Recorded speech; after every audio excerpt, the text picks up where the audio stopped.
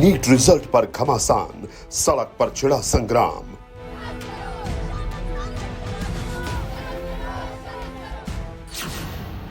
सड़सठ छात्र कैसे बने टॉपर, एग्जाम पर क्यों सवाल। आंसर सीट फटी हुई थी, रिजल्ट नहीं आया। ये एनटीए का है और अभी तक एनटीए क्लियर नहीं कर पाई है कि ग्रेस मार्किंग किस हिसाब से दे रहे हैं स्टूडेंट्स को।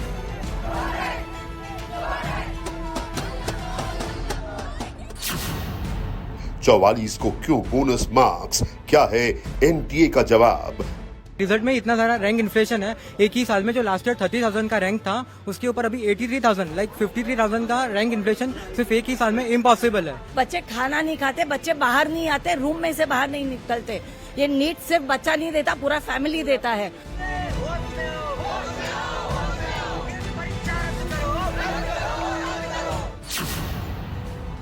गलत आंसर पर भी नंबर, एक सेंटर से कैसे 6 टॉपर।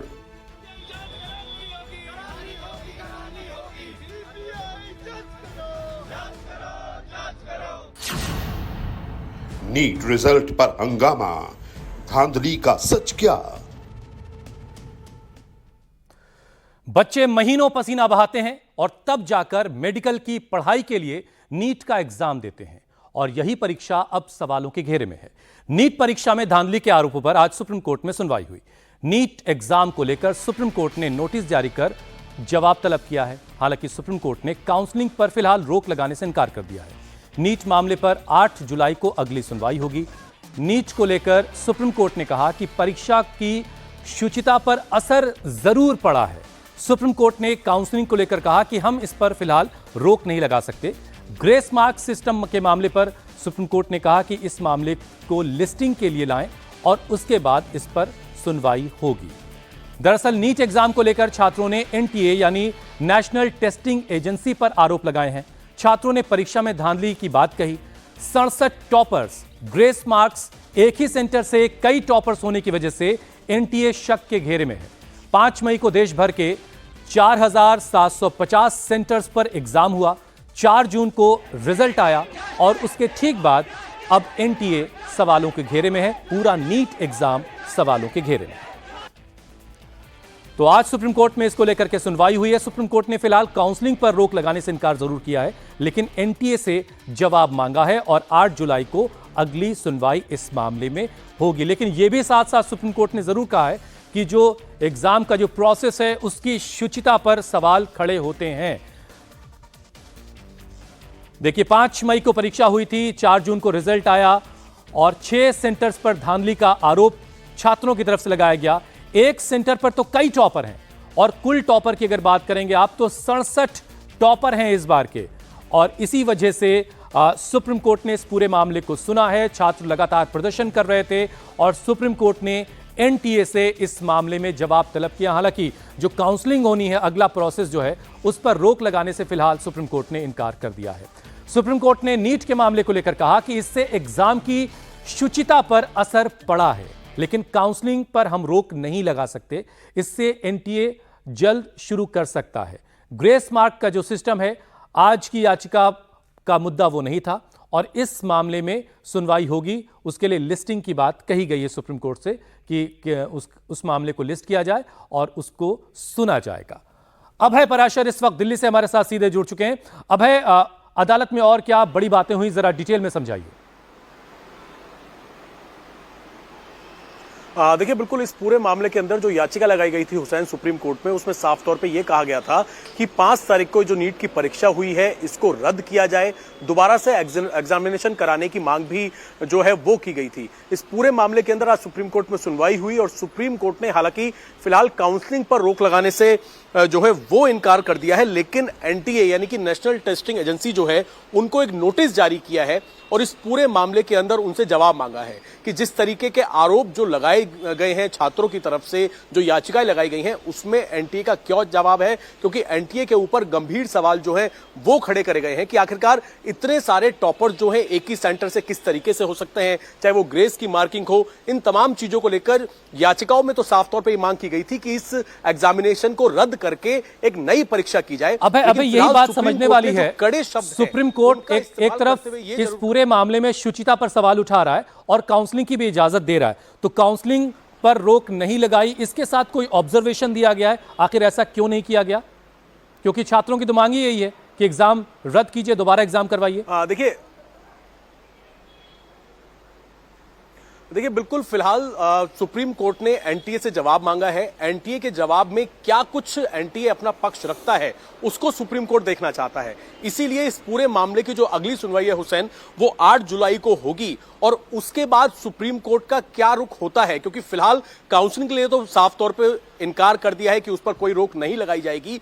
लेकिन इस वक्त सबसे इंपॉर्टेंट ये है कि जो छात्रों के आरोप हैं कि किस तरीके से एक सेंटर से इतने सारे टॉपर्स हैं, अब इंतजार 8 जुलाई तक का करना पड़ेगा जब इसकी मामले में अगली सुनवाई होगी अभय। लेकिन छात्र जो कुछ कह रहे थे, छात्रों की जो शिकायत थी, उसका पूरे तौर पर निस्तारण नहीं हुआ है। लेकिन सुप्रीम कोर्ट ने थोड़ी सी राहत एक कह सकते हैं कि एनटीए से जवाब तलब करके जरूर उन छात्रों को दिया जो छात्र तमाम तरह के सवाल खड़े कर रहे थे। बहुत बहुत शुक्रिया अभय हमारे साथ जुड़ने के लिए। रिजल्ट आने के बाद नीट एग्जाम देने वाले जो छात्र हैं वो एनटीए से यानी नेशनल टेस्टिंग एजेंसी से सवाल कर रहे हैं। उनका कहना है कि ये जो पूरा प्रोसेस है वो सवालों के घेरे में है। एक ही एग्जाम सेंटर में 6 टॉपर कैसे आ गए?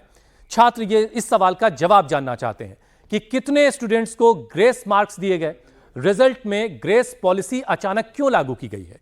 एनटीए ने अपने जवाब में कहा कि ग्रेस उन्हीं सेंटर्स में छात्रों को दिया गया जहां पर टाइम लॉस हुआ था। छात्र पूछ रहे हैं किन सेंटर्स पर टाइम लॉस हुआ, किस आधार पर नॉर्मलाइजेशन लागू किया गया, कितने सेंटर्स के स्टूडेंट्स पर नॉर्मलाइजेशन लागू हुआ, वो हम आपको ग्राफिक्स की शक्ल में जरा देखिए बताते हैं। देखिए हरियाणा के एक एग्जाम सेंटर से 6 टॉपर आखिर कैसे हुए? एक सेंटर है हरियाणा का, वहां से 6 टॉपर निकले। दूसरी बड़ी बात, कितने स्टूडेंट्स को ग्रेस मार्क्स दिए गए हैं, ये दूसरा सवाल लोग पूछ रहे हैं। तीसरी बड़ी बात पूछी जा रही, रिजल्ट में ग्रेस पॉलिसी को अचानक से लागू क्यों कर दिया गया, अचानक से क्यों लागू किया गया। चौथी बात, किन सेंटर्स पर टाइम लॉस हुआ, क्योंकि टाइम लॉस का हवाला एनटीए की तरफ से दिया जा रहा है। पांचवी बड़ी बात जो पूछी जा रही है, किस आधार पर नॉर्मलाइजेशन किया जा रहा है, यह पांचवी बड़ी बात है। छठी बात जो है इसमें, कितने सेंटर्स के स्टूडेंट्स पर नॉर्मलाइजेशन लागू होगा, यानी जो टाइम लॉस हुआ उसको लेकर के। 720 में से 718, 719 मार्क्स आखिर कैसे आ गए, यह भी सवाल बहुत सारे छात्र पूछ रहे हैं, वो छात्र जो साल भर कई सालों से तैयारी कर रहे हैं। आठवीं बड़ी बात, टाइम ब्रेकिंग पॉलिसी रिजल्ट के वक्त आखिर क्यों बदली गई, यह भी एक सवाल है। कितना टाइम लॉस होने पर कितने ग्रेस मार्क्स दिए गए, कितना टाइम लॉस हुआ उसके बदले में कितना मार्क्स दिया गया, यह सवाल भी पूछा जा रहा है। और 10वां, लोकसभा चुनाव के दिन ही रिजल्ट आखिर घोषित क्यों किए गए, यह भी एक बड़ा सवाल पूछा जा रहा है जिसका जवाब एनटीए को देना है। दरअसल 5 मई 2024 को नीट एग्जाम करवाया गया था। 4750 सेंटर्स पर यह पेपर हुए।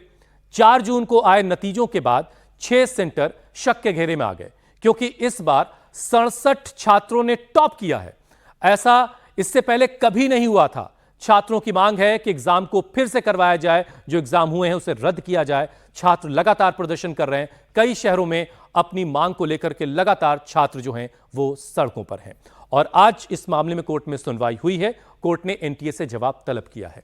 नीट एग्जाम का रिजल्ट्स जैसे ही डिक्लेयर हुआ, सबसे पहला सवाल यह उठने लगा कि 1, 2 या 3 नहीं, बल्कि एक साथ 67 लोगों ने कैसे टॉप किया है, और खासतौर से 6 सेंटर जो हैं वो सवालों के घेरे में। देखिए, नीट एग्जाम 2024 के जो नतीजे आए उसमें 67 लोगों ने टॉप किया, 1, 2, 3 लोग नहीं, 67 लोग। दूसरी बात जो है, एक ही सेंटर जो है वहां से 8 टॉपर आखिर कैसे सिलेक्ट हुए, और एक ही क्रम के रोल नंबर से 8 टॉपर कैसे निकले हैं।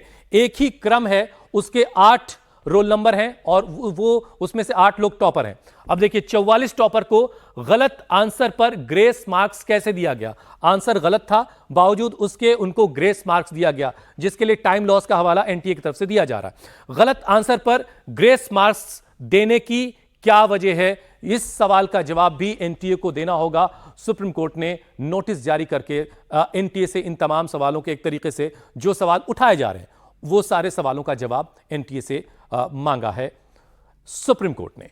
नीट एग्जाम 4750 सेंटर्स पर हुआ, 6 सेंटर्स पर धांधली का आरोप लगा।